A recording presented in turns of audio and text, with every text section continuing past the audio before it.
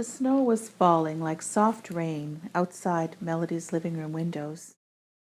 Living in the country had its pluses and its challenges. Even though the family was snowed in, the scene looked like a living Christmas card in March and was still beautiful. All the evergreens and the distant hills were covered in a heavy, thick blanket of purest white. At least I can't see all the dog poop on the yard, she thought happily. Owning a pack of wolf dogs was a big responsibility, not the least of which was having to confine them to the 3-acre fenced yard. All her life, Melody had been accused of being somewhat different. "Hey, Mom," Nathan shouted from his bedroom downstairs. "Aren't you going to work today?" "Nope," Melody answered. "We're snowed in, son." "I'll have to make 1,000,000 calls from home on the center cell," she thought. "Oh well, that's life." From the giant willow tree on the south side of the yard, Joseph moved slightly. In this realm he looked like a giant, standing as tall as the 20-foot willow tree, now covered in glistening white snow. The bluish sheen on his feathers matched the glistening facets of millions of snowflakes. His eyes glowed with pride as he observed his favorite subject. He was Melody's protector. Assigned with her well-being was his main concern. As he gazed through her living room window, his eyes met hers, but she was completely unaware of their gaze. She picked up her work cell and began to answer a call. Looking up, Joseph saw the beautiful light streak across the clouds, and he knew that Solomon was approaching. The clouds parted and the light fell on the snowbank and began assuming the posture of gold, so familiar in this setting. "How are things going?" Solomon smiled as he strode up to the willow tree. "She knows something is up." Joseph's face softened. "But she has no idea of the big bang that is approaching. It's going to take all of her courage and the Father for her to keep her head above water, my friend. The enemy army is advancing, and the Father is going to allow it, but he's not going to let a hair of her head be destroyed in the end." Solomon laid a big, strong hand on Joseph's shoulder comfortingly. Both of the angels looked around, taking in the peaceful, earthly setting. It was hard to know that very soon a black cloud of enemy forces would be allowed to invade here. Yet from eons of experience, they also knew it was the age-old battle between good and evil. Good would get its final victory. It was Terrell at the other end of the line. She was the brand new president of the board of directors of the Teen Pregnancy Crisis Center. Melody tensed up, wondering what she would want. "Amber and I want to meet with you on Monday morning, Melody. We have a few things we want to discuss," Terrell instructed coolly. "Hopefully the roads will be cleared after the weekend," Melody commented. "What time would you like to meet?" "Be there by 9 a.m., please," Terrell answered. "I will," Melody promised. They clicked off the connection. It wasn't a regular board meeting. I wonder what they want to talk about. Must be that tax receipt Natalie had requested. Melody had been going through so much with this board, and to top it off, after Natalie had resigned as general board member of 2 years, she asked for a very large tax receipt for gifts in kind, which Melody could not agree to. Melody had researched it with the center's accountants and found that it was not within their regulations. In emailing the board these details, however respectfully, she felt she might have once again tipped her hand of favor with the 2-member board of Terrell and Amber. "Oh well, I'll just put on some coffee and do my best to please them," her line of thought strung along. The cell phone rang again. "Hello. Oh, hi, Annette. You need help with your presentation preps? Sure, read it to me, and I'll do my best to critique you over the phone." Melody went into her kitchen and began to unload the dishwasher as Annette, the education director for the center, began to read her a lengthy report. This would be a long day of work details. Sometimes Melody felt that the cell phone was a part of her physical anatomy, but she really loved her work. Hadra flexed his fingers while he withdrew his long, sharp fingernails from the mind of Terrell. The anger, which she had held in check so calmly as she placed her call to Melody, began to seep out in black, slimy streams from his pierce marks. Terrell was totally oblivious to Hadra's insidious work. She was mesmerized by her own hidden agenda. Hadra's main mandate was to promote hatred between those children of light that so disgusted him. Terrell was an easy prey since a lot of underlying work had already been done by others in preparation for this big battle the Dark One had designed. As tall as the ceiling, Hadra had the appearance of a big, bulky boxer with scales like a rhino. His red, bulging eyes sparkled viciously as he anticipated the coming demise of one Melody Wolf. She had been so much trouble for so long now, and finally everything was in place to assure her final destruction. "Yeah!" A piercing screech sounded from the corner of the curtained room, while sulphurous clouds erupted from behind the heavy drapes, and the stench of yet another demon added to the atmosphere. "What the—" Hadra's mouth opened to scream vulgarities in return, not wanting to admit how startled he had been just now when Regila blew in. A big grin sliced across Regila's gums when he realized he caused some shock to his demonic sidekick. Drooling with pleasure, he announced, "Lord Dark commands us to make sure all the loose ends are tied up. The time is very near, and he doesn't want any slip-ups. Specifically, we've got to keep things hidden from those damnable angels so they don't know our real agenda." "He doesn't have to worry," Hadra cajoled. "Terrell is so full of our seeds it will be like blowing on a ripe dandelion. She's not going to give us any trouble." "Well, I hope not." Regila remembered all the long hours he had labored to destroy the first church that Terrell and her family had attended. Being one of the spirits of religiosity, it had been his main job to work from behind the scenes at that stupid little god of love church. Since she represented a long line of generational curses, he had had an open door through her bloodlines. But it was still a lot of work, confusing the leadership into agreeing with those false abuse charges. Fortunately, gossip and rumor worked their usual destructive and helpful magic.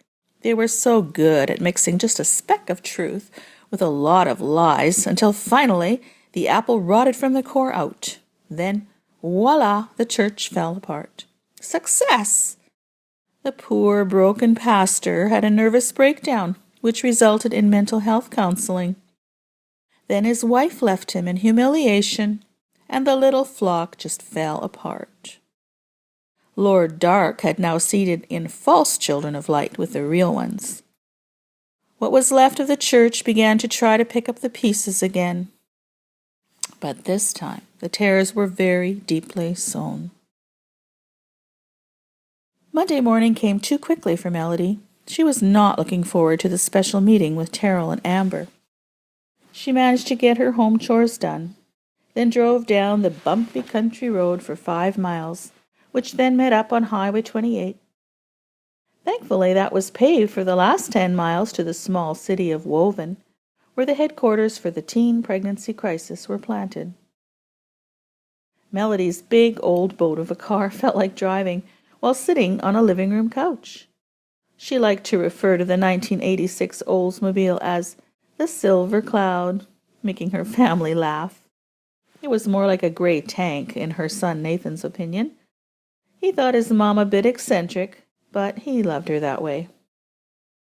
As she was coming in from the south end of the city, Melody happened to see Terrell's shiny black Mercedes going down the street just a block ahead of her. "I sure hope I have time to get in and make the coffee before they arrive," she thought anxiously to herself. No worries. Terrell was going to have a short pre-meeting with Amber to make absolutely sure they were on the same page. Melody had no foreknowledge of this. She parked her car and raced to unlock the doors. Fumbling with her bundle of office keys, she flicked the switch on the wall to turn on the lights. Then she hurried to the staff kitchen to get the brew going. There, that's done. Now she quickly set the soft atmospheric music and turned on the water fountain. Okay. Fixing her hair in the mirror, Melody sent up a short little prayer for help. Please, Lord, be with me in this meeting and help things to go well, she pleaded. It wasn't that God the Father wasn't listening to Melody's prayer. He knew exactly what was going on. Being the Alpha and the Omega, he also knew what the future outcome would be of the events that were now taking place.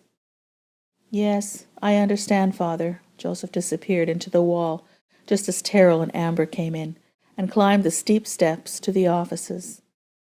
Joseph needed to be invisible even to the unseen realm. There was a dark cloud of demons right behind the two women. They were completely unaware of them. Melody had heard the door open and their steps on the stairs. Come on in, ladies, she said invitingly. The coffee has just finished perking. Can I get you each a cup? They both nodded, and Melody went to fix it the way she knew each woman liked. She served the fragrant, steaming mugs to the desk top in front of Terrell and Amber. They had each taken a seat in her administration office across from her desk. Amber, with her short blonde hair falling over her eyes, drew a short, hot sip. Terrell did not. She pretended to open her briefcase and take out a big white piece of paper. Melody, she began, the board has decided to implement the letter of resignation that we have kept on file for you. Her eyes looked steadily at Melody without any emotion as she continued. We realize that this comes as a shock to you this morning. However, the board has decided we would like to have a fresh face and a fresh focus for this ministry, and we think it's time you leave. She looked away as she said that. We want to express our thanks for all that you've done in the past many years. Terrell kept on talking. Melody was not able to take in the false words of appreciation. All she could hear was, we think that it is time you leave. Leave? Leave? They were going to force her out of her position as the executive director of her beloved teen pregnancy center? After decades of service? Finally, she got a hold of her thoughts, managing to ask, Terrell, what is the new focus you want to have here? That's none of your concern. Terrell's eyes narrowed as she spoke curtly. Her tone became insulting. You will have 5 days to tell everyone that you are leaving of your own free will. You can tell them that you've been ill and need a rest. On Thursday, we want to begin telling the professional advisory board about your leaving. We will tell them we are organizing a farewell party for you to recognize all your achievements, if you leave quietly.